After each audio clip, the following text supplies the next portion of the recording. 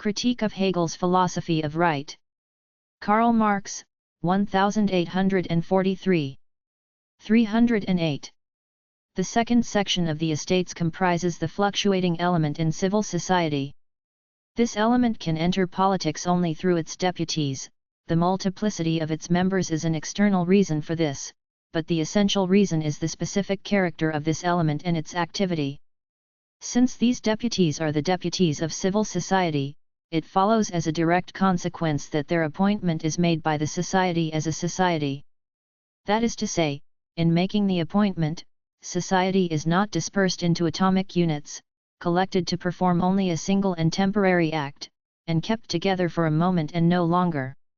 On the contrary, it makes the appointment as a society, articulated into associations, communities, and corporations, which although constituted already for other purposes, acquire in this way a connection with politics. The existence of the estates and their assembly finds a constitutional guarantee of its own in the fact that this class is entitled to send deputies at the summons of the Crown, while members of the former class are entitled to present themselves in person in the estates, c. 307.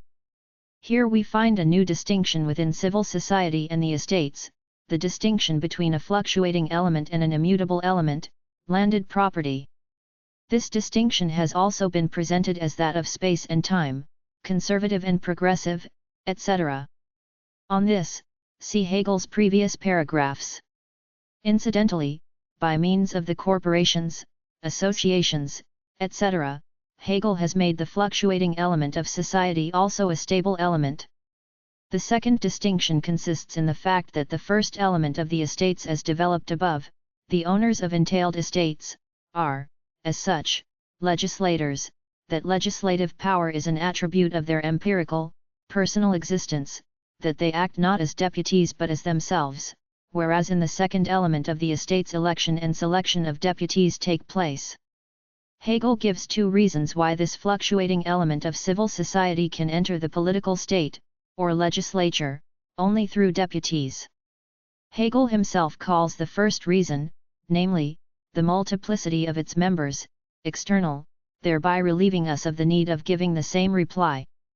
But the essential reason, he says, is the specific character of this element and its activity.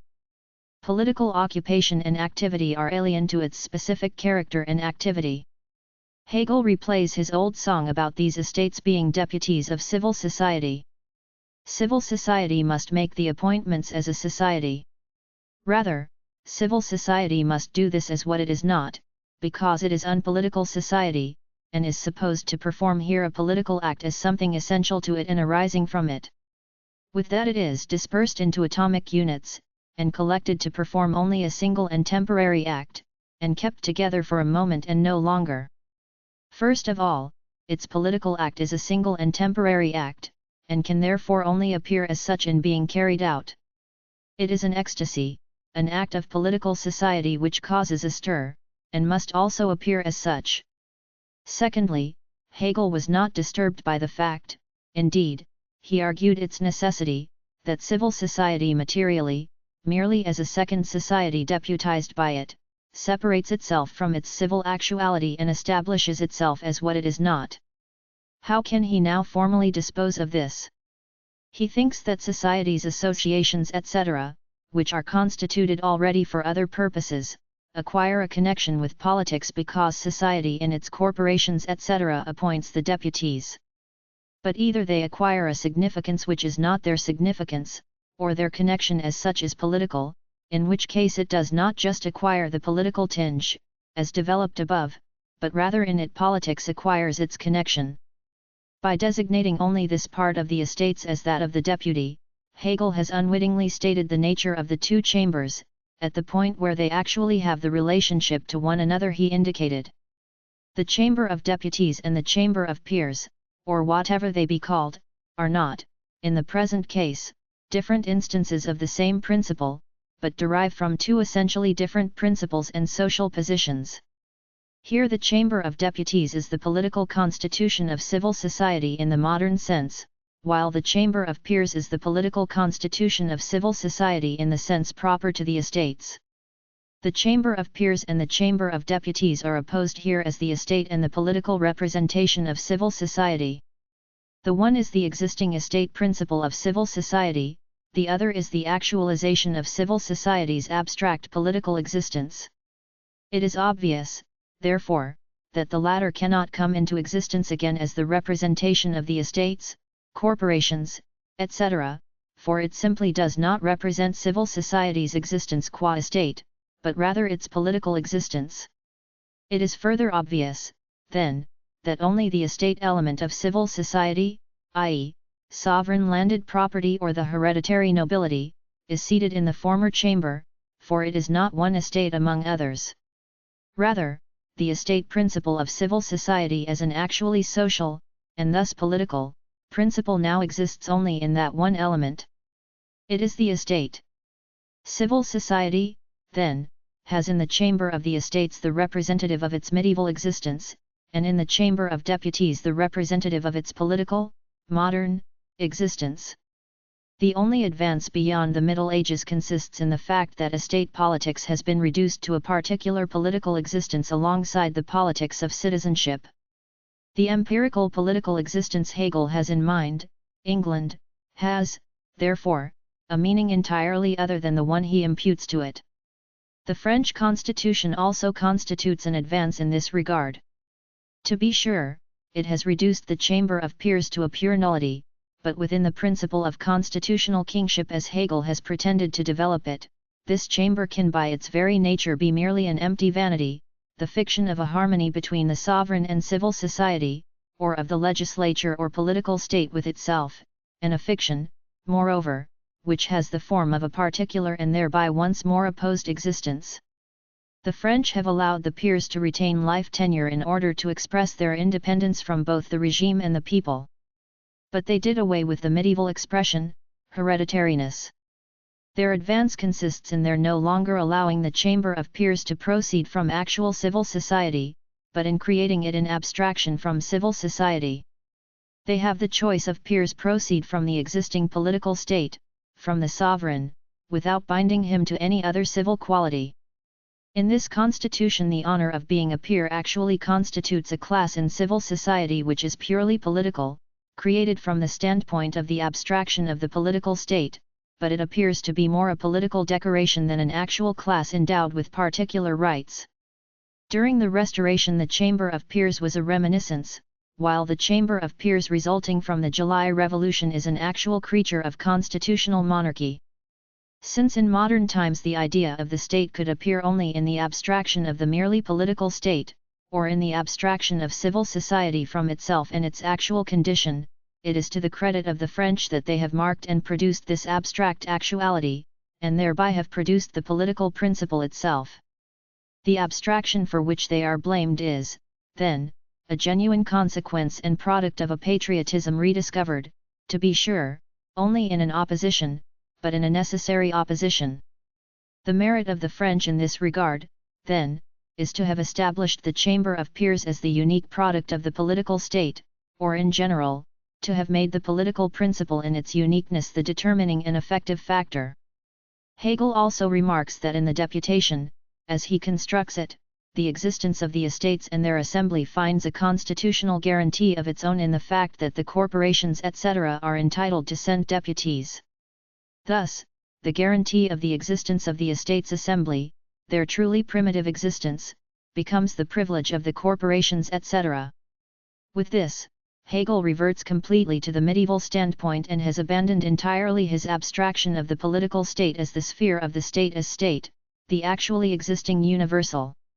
In the modern sense, the existence of the estates assembly is the political existence of civil society, the guarantee of its political existence.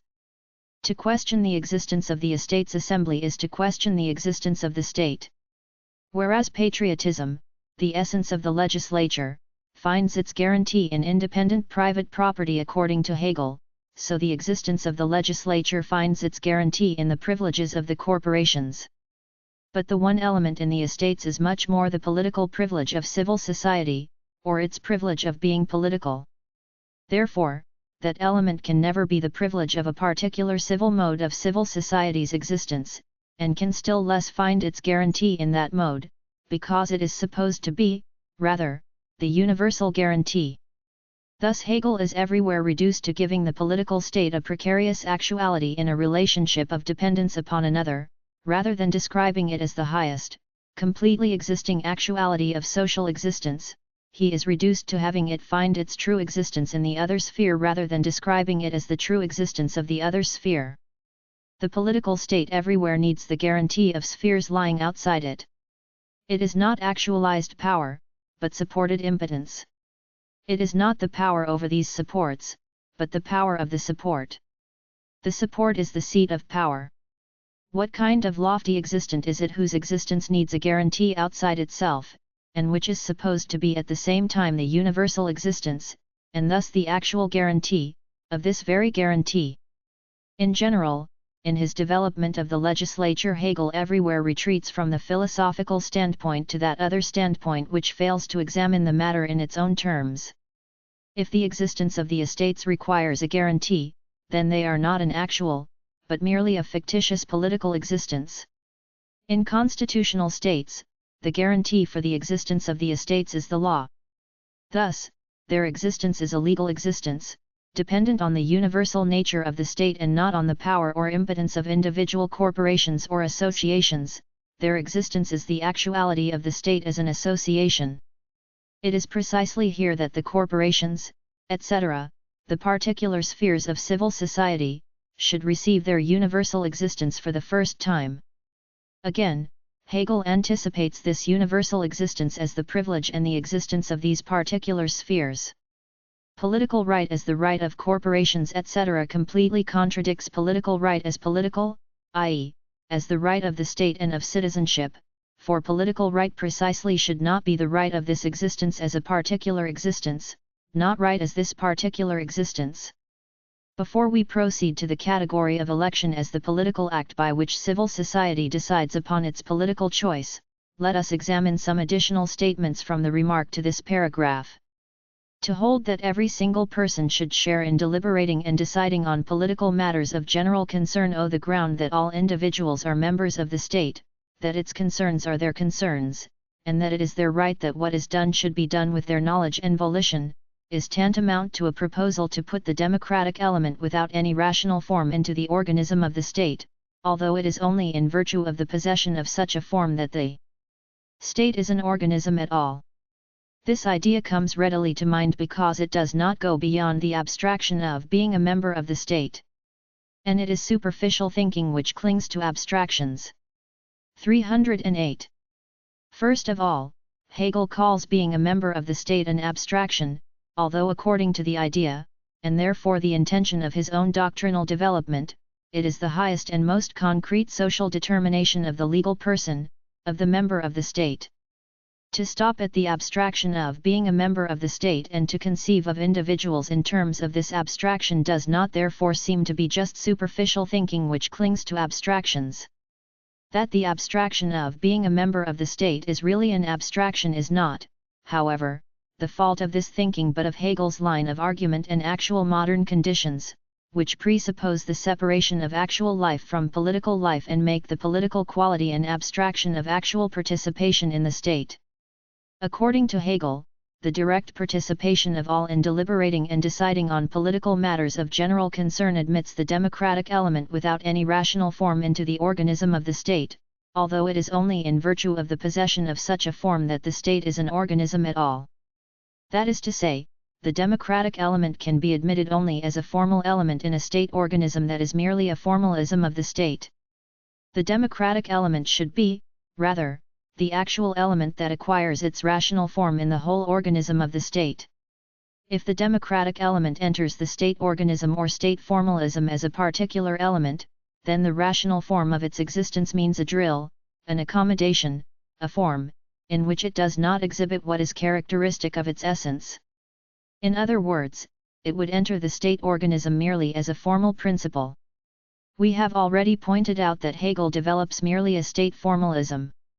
For him, the actual material principle is the idea, the abstract thought form of the state as a subject, the absolute idea which has in it no passive or material moment. In contrast to the abstraction of this idea, the determinations of the actual, empirical state formalism appear as content, and hence the actual content, here actual man, actual society, etc., appear as formless inorganic matter. Hegel had established the essence of the estates in the fact that in them empirical universality becomes the subject of the actually existing universal. Does this mean anything other than that matters of political concern are their concerns, and that it is their right that what is done should be done with their knowledge and volition? And should not the estates precisely constitute their actualized right? And is it surprising then that all seek the actuality of what is theirs by right?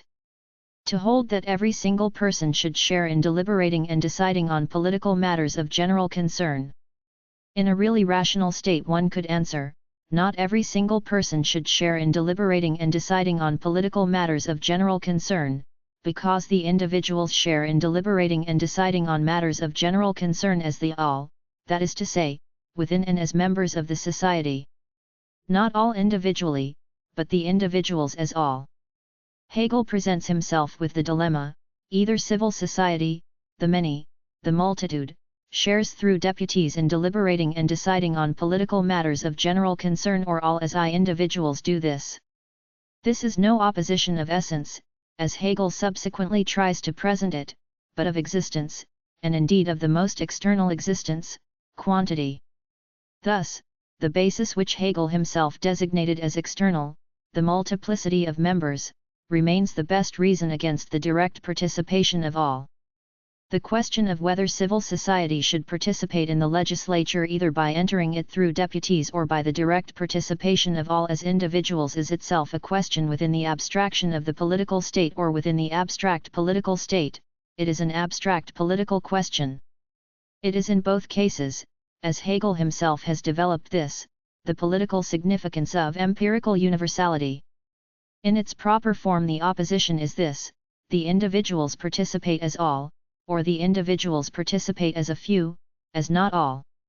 In both cases, allness remains merely an external plurality or totality of individuals. Allness is no essential, spiritual, actual quality of the individual. It is not something through which he would lose the character of abstract individuality. Rather, it is merely the sum total of individuality. One individuality, many individualities, all individualities. The one, the many, the all, none of these determinations changes the essence of the subject, individuality. All as individuals should share in deliberating and deciding on political matters of general concern, that is to say, then, that all should share in this not as all but as individuals. The question appears to contradict itself in two respects. The political matters of general concern are the concern of the state as actual concern. Deliberation and decision is the effectuation of the state as actual concern. It seems obvious then that all the members of the state have a relationship to the state as being their actual concern. The very notion of member of the state implies their being a member of the state, a part of it, and the state having them as its part. But if they are an integral part of the state, then it is obvious that their social existence is already their actual participation in it. They are not only integral parts of the state, but the state is their integral part. To be consciously an integral part of something is to participate consciously in it, to be consciously integral to it. Without this consciousness, the member of the state would be an animal. To say political matters of general concern makes it appear that matters of general concern and the state are something different. But the state is the matter of general concern, thus really the matters of general concern. Participation in political matters of general concern and participation in the state are, therefore, identical.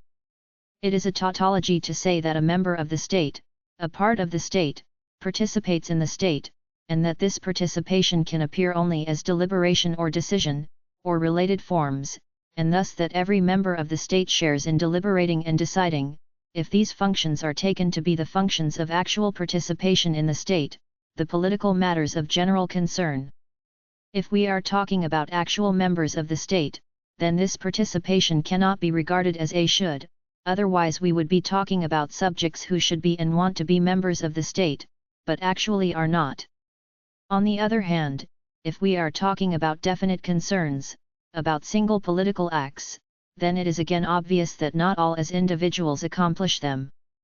Otherwise, the individual would be the true society, and would make society superfluous. The individual would have to do everything at once, while society would have him act for others just as it would have others act for him. The question whether all as individuals should share in deliberating and deciding on political matters of general concern is a question that arises from the separation of the political state and civil society. As we have seen, the state exists merely as political state. The totality of the political state is the legislature.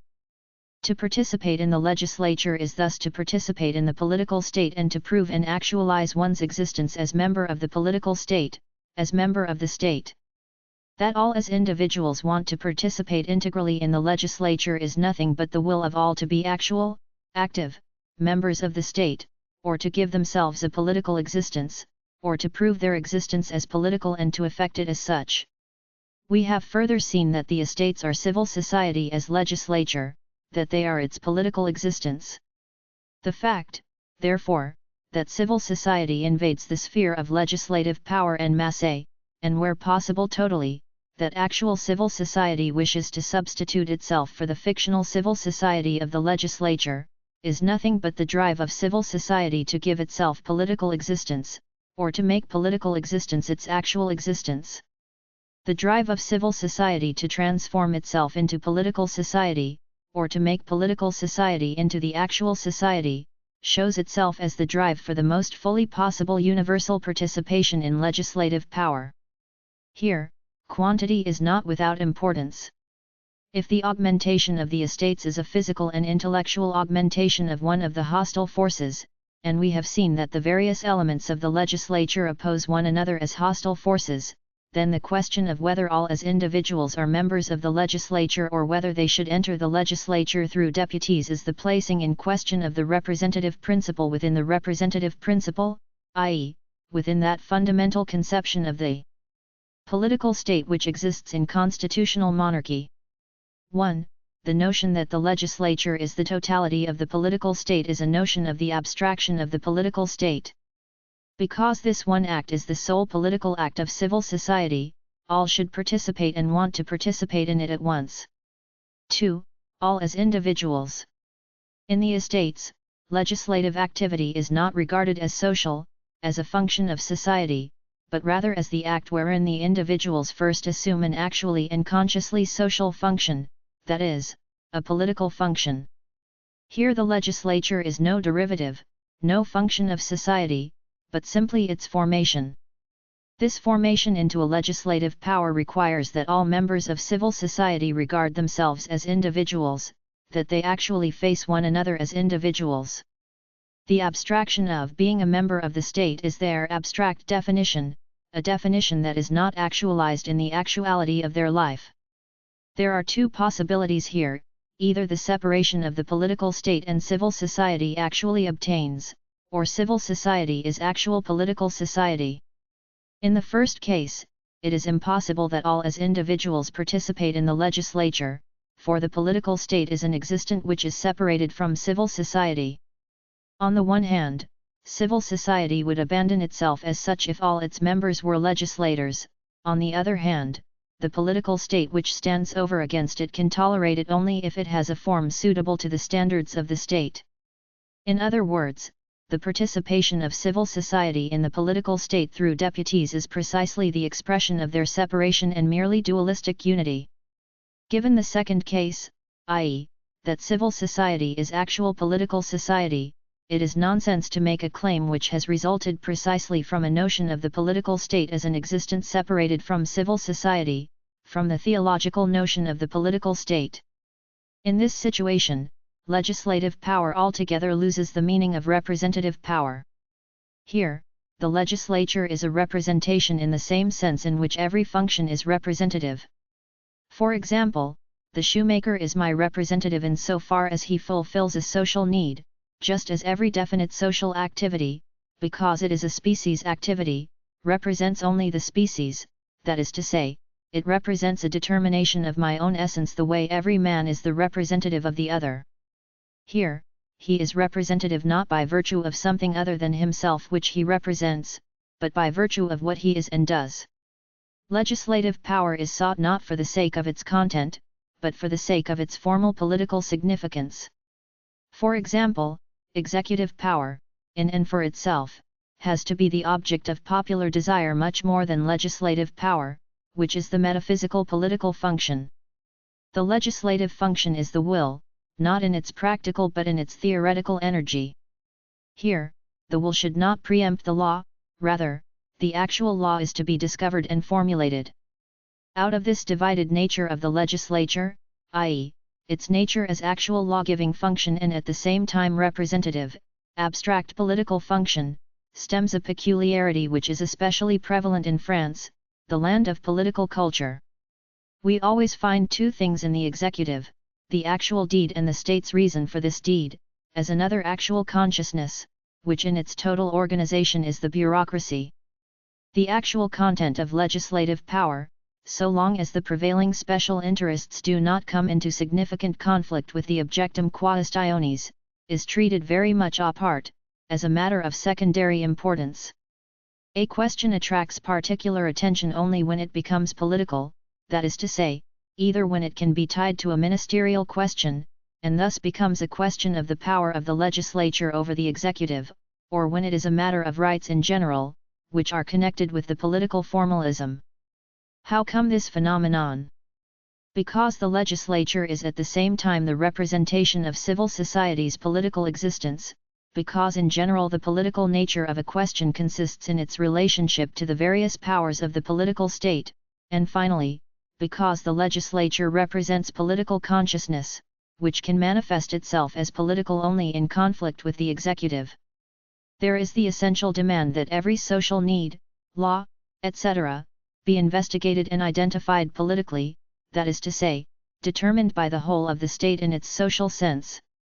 But in the abstract political state this essential demand takes a new turn, specifically, it is given a formal change of expression in the direction of another power, content, besides its actual content. This is no abstraction of the French, but rather the inevitable consequence of the actual states existing merely as the political state formalism examined above. The opposition within the representative power is the cause exohine political existence of the representative power. Within this representative constitution, however, the question under investigation takes a form other than that in which Hegel considered it. It is not a question of whether civil society should exercise legislative power through deputies or through all as individuals. Rather, it is a question of the extension and greatest possible universalization of voting, of active as well as passive suffrage. This is the real point of dispute in the matter of political reform, in France as well as in England.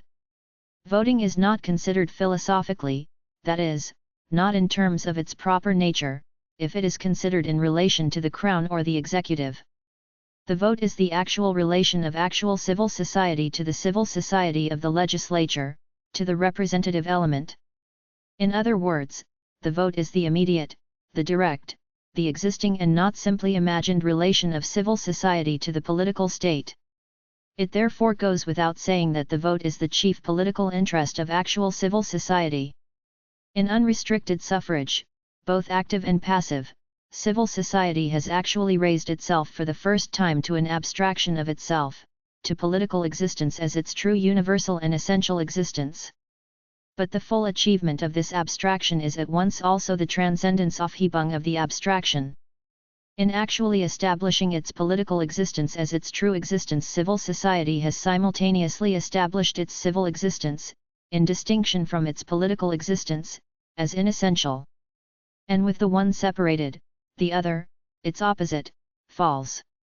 Within the abstract political state the reform of voting advances the dissolution Auflösung of this political state, but also the dissolution of civil society. We will encounter the question of the reform of voting later under another aspect, namely, from the point of view of the interests.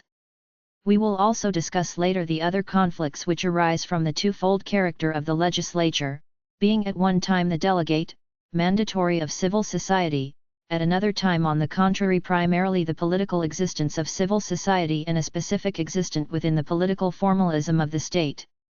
In the meantime we return to the remark to 308. The rational consideration of a topic, the consciousness of the idea, is concrete and to that extent coincides with a genuine practical sense. The concrete state is the whole, articulated into its particular groups. The member of a state is a member of such a group, i.e., of a social class, and it is only as characterized in this objective way that he comes under consideration when we are dealing with the state. We have already said all that is required concerning this. The member of a state's, mere character as universal implies that he is at one and the same time both a private person and also a thinking consciousness, a will which wills the universal. This consciousness and will, however, lose their emptiness and acquire a content and a living actuality only when they are filled with particularity, and particularity means determinacy as particular in a particular class status, or, to put the matter otherwise, abstract individuality is a generic essence, but has its immanent universal actuality as the generic essence next higher in the scale. Everything Hegel says is correct, with the restriction: 1. That he assumes particular class status and determinacy as particular to be identical. 2. That this determinacy, the species, the generic essence next higher in the scale must also actually, not only implicitly but explicitly, be established as the species or specification of the universal generic essence. But in the state, which he demonstrates to be the self-conscious existence of the moral spirit, Hegel tacitly accepts this moral spirit's being the determining thing only implicitly, that is, in accordance with the universal idea. He does not allow society to become the actually determining thing, because for that an actual subject is required, and he has only an abstract, imaginary subject. 309. Since deputies are elected to deliberate and decide on public affairs, the point about their election is that it is a choice of individuals on the strength of confidence felt in them, i.e., a choice of such individuals as have a better understanding of these affairs than their electors have, and such also as essentially vindicate the universal interest, not the particular interest of a society or a corporation in preference to that interest. Hence their relation to their electors is or that of agents with a commission or specific instructions. A further bar to their being so is the fact that their assembly is meant to be a living body in which all members deliberate in common and reciprocally instruct and convince each other. 1. The deputies are supposed to be something other than agents with a commission or specific instructions, for they are supposed to be such as essentially vindicate the universal interest, not the particular interest of a society or a corporation in preference to that interest. Hegel has constructed the representatives primarily as representatives of the corporations etc., in order subsequently to reintroduce the other political determination, namely, that they are not to vindicate the particular interest of the corporation etc. With that he abolishes his own determination, for he completely separates the representatives, in their essential character as representatives, from their corporation existence. In so doing he also separates the corporation from itself in its actual content, for it is supposed to vote not from its own point of view but from the state's point of view, that is to say, it is supposed to vote in its non-existence as corporation. Hegel thus acknowledges the material actuality of the thing he formally converts into its opposite, namely, the abstraction of civil society from itself in its political act, and its political existence is nothing but this abstraction. Hegel gives as reason that the representatives are elected precisely to the activity of public affairs, but the corporations are not instances of public affairs. 2. The point about their election is supposed to be that it is a choice of individuals on the strength of confidence felt in them, i.e., a choice of such individuals as have a better understanding of these affairs than their electors have, from which, once again, it is supposed to follow that the relationship which the deputies have to their electors is not that of agents. Only by means of a sophism can Hegel declare that these individuals understand these affairs better and not simply. This conclusion, namely, that they understand these affairs better, could be drawn only if the electors had the option of deliberating and deciding themselves about public affairs or of delegating definite individuals to discharge these things, i.e., precisely if deputation, or representation, did not belong essentially to the character of civil society's legislature. But in the state constructed by Hegel, deputation, or representation, constitutes precisely the legislature's specific essence, precisely as realized. This example is characteristic of the way Hegel proposes the thing half intentionally, and imputes to it in its narrow form the sense opposed to this narrowness. Hegel gives the proper reason last. The deputies of civil society constitute themselves into an assembly, and only this assembly is the actual political existence and will of civil society. The separation of the political state from civil society appears as the separation of the deputies from their mandators. From itself, society delegates to its political existence only the elements. The contradiction appears twofold. 1. Formal. The delegates of civil society are a society whose members are connected by the form of instruction or commission with those who commission them.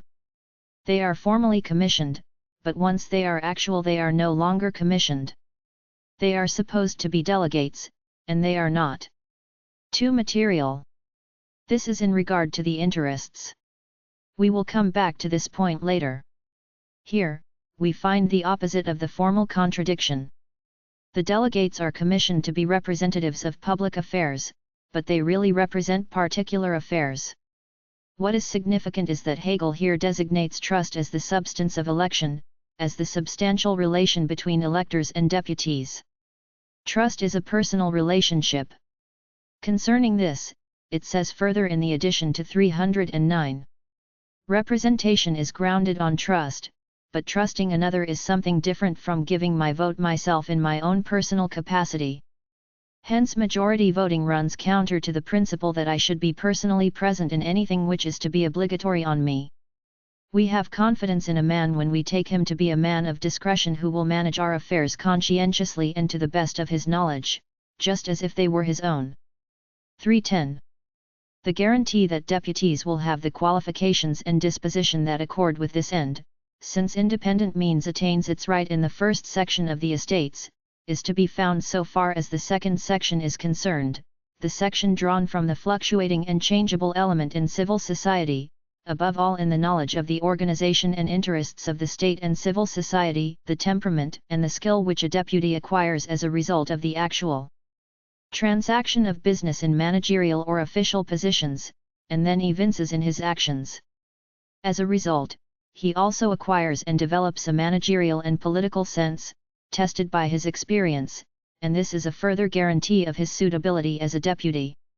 First, the upper chamber, that of independent private property, was constructed for the sake of the Crown and the executive as a guarantee against the disposition of the lower chamber as the political existence of empirical universality, and now Hegel further requires a new guarantee which is supposed to guarantee the disposition of the lower chamber itself. First, trust, the guarantee of the elector, was the guarantee of the deputy. Now this trust itself further requires the guarantee of the deputy's ability. Hegel would rather have liked to make the lower chamber one of pensioned civil servants. He requires of the deputy not only political sense but also managerial, bureaucratic sense. What he really wants here is that the legislature be the real governing power. He expresses this such that he twice requires the bureaucracy, once as representation of the Crown, at another time as representative of the people. Even if officials are allowed to be deputies in constitutional states, this is only because there is on the whole an abstraction from class, from the civil quality, and the abstraction of state citizenship predominates. With this Hegel forgets that he allowed representation to proceed from the corporations, and that the executive directly opposes these. In this forgetfulness, which persists likewise in the following paragraph, he goes so far that he creates an essential distinction between the deputies of the corporations and those of the classes. In the remark to this paragraph it says, "Subjective opinion, naturally enough, finds superfluous and even perhaps offensive the demand for such guarantees, if the demand is made with reference to what is called the people. The state, however, is characterized by objectivity, not by a subjective opinion and its self-confidence. Hence it can recognize in individuals only their objectively recognizable and tested character, and it must be all the more careful on this point in connection with the second section of the Estates, since this section is rooted in interests and activities directed towards the particular, i.e., the sphere where chance, mutability, and caprice enjoy their right of free play. Here, Hegel's thoughtless inconsistency and managerial sense become really disgusting. At the close of the addition to the preceding paragraph, i.e., 309, it says, "The electors require a guarantee that their deputy will further and secure this general interest, the task of the deputies described earlier." This guarantee for the electors has underhandedly evolved into a guarantee against the electors, against their self-confidence. In the estates, empirical universality was supposed to come to the moment of subjective formal freedom. Public consciousness was supposed to come to existence in that moment as the empirical universality of the opinions and thoughts of the many. 301. Now these opinions and thoughts must give proof beforehand to the executive that they are its opinions and thoughts. Unfortunately, Hegel here speaks of the state as a finished existence, although he is precisely now in the process of finishing the construction of the state within the estates. He speaks of the state as a concrete subject which does not take offense at subjective opinion and its self-confidence, and for which the individuals have first made themselves recognizable and tested. The only thing he still lacks is a requirement that the estates take an examination in the presence of the honorable executive. Here, Hegel goes almost to the point of servility. It is evident that he is thoroughly infected with the miserable arrogance of the world of Prussian officialdom which, distinguished in its bureaucratic narrow-mindedness, looks down on the self-confidence of the subjective opinion of the people regarding itself. Here, the state is at all times for Hegel identical with the executive. To be sure, in a real state mere trust or subjective opinion cannot suffice. But in the state which Hegel constructs, the political sentiment of civil society is mere opinion precisely because its political existence is an abstraction from its actual existence, precisely because the state as a whole is not the objectification of the political sentiment. Had Hegel wished to be consistent, he would have had to work much harder to construct the estates in conformity with their essential definition, 30i, as the explicit existence of public affairs in the thought etc. of the many, and thus nothing less than fully independent of the other presuppositions of the political state. Just as Hegel earlier called the presupposing of bad will in the executive etc. the view of the rabble, so just as much and even more is it the view of the rabble to presuppose bad will in the people. Hegel has no right to find it either superfluous or offensive when, among the doctrines of the theorists he scorns, guarantees are demanded in reference to what is called the state, the soi-disant state, the executive, when guarantees are demanded that the sentiment of the bureaucracy be the sentiment of the state. 311. A further point about the election of deputies is that, since civil society is the electorate, the deputies should themselves be conversant with and participate in its special needs, difficulties, and particular interests. Owing to the nature of civil society, its deputies are the deputies of the various corporations, c. 308, and this simple mode of appointment obviates any confusion due to conceiving the electorate abstractly and as an agglomeration of atoms. Hence the deputies eo ipso adopt the point of view of society, and their actual election is therefore either something wholly superfluous or else reduced to a trivial play of opinion and caprice. First of all, Hegel joins the election in its determination as legislature, 309, 310, to the fact that civil society is the electorate, i.e., he joins the legislature to its representative character, through a simple further. And just as thoughtlessly he expresses the enormous contradictions which lie in this further. According to 309, the deputies should essentially vindicate the universal interest, not the particular interest of a society or a corporation in preference to that interest. According to 311, the deputies proceed from the corporations, represent these particular interests and needs, and avoid confusion due to abstract conceptions, as if the universal interest were not also such an abstraction precisely from their corporation, etc., interests. According to 310, it is required that, as a result of the actual transaction of business etc., they have acquired and evinced a managerial and political sense. In 311 a corporation and civil sense is required. In the addition to 309 it says, representation is grounded on trust. According to 311 the actual election, this realization of trust, its manifestation and appearance, is either something wholly superfluous or else reduced to a trivial play of opinion and caprice. That on which representation is grounded, its essence, is thus either something wholly superfluous, etc. for representation. Thus in one breath Hegel establishes the absolute contradictions: representation is grounded on trust, on the confidence of man in man, and it is not grounded on trust. This is simply a playing around with formalities. The object of the representation is not the particular interest, but rather man and his state citizenship, i.e., the universal interest. On the other hand, the particular interest is the matter of the representation, and the spirit of this interest is the spirit of the representative. In the remark to this paragraph, which we examine now, these contradictions are still more glaringly carried through. At one time representation is representation of the man, at another time of the particular interest of particular matter. It is obviously of advantage that the deputies should include representatives of each particular main branch of society, e.g. trade, manufactures, NC, representatives who are thoroughly conversant with it and who themselves belong to it. The idea of free unrestricted election leaves this important consideration entirely at the mercy of chance. All such branches of society, however, have equal rights of representation. Deputies are sometimes regarded as representatives, but they are representatives in an organic, rational sense only if they are representatives not of individuals or a conglomeration of them, but of one of the essential spheres of society and its large-scale interests. Hence representation cannot now be taken to mean simply the substitution of one man for another. The point is rather that the interest itself is actually present in its representative, while he himself is there to represent the objective element of his own being. As for popular suffrage, it may be further remarked that especially in large states it leads inevitably to electoral indifference, since the casting of a single vote is of no significance where there is a multitude of electors. Even if a voting qualification is highly valued and esteemed by those who are entitled to it, they still do not enter the polling booth. Thus the result of an institution of this kind is more likely to be the opposite of what was intended. Election actually falls into the power of a few, of a caucus, and so of the particular and contingent interest, which is precisely what was to have been neutralized.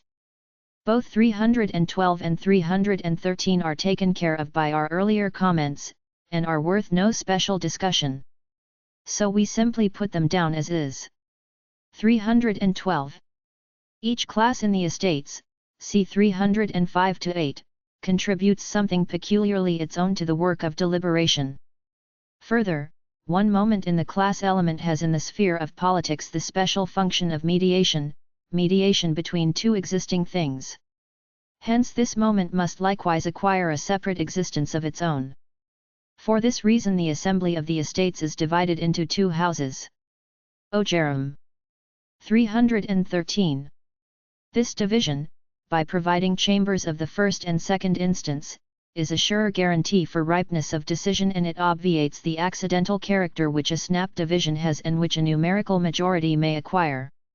But the principal advantage of this arrangement is that there is less chance of the estates being in direct opposition to the executive, or that, if the mediating element is at the same time on the side of the lower house, the weight of the lower house's opinion is all the stronger, because it appears less partisan and its opposition appears neutralized.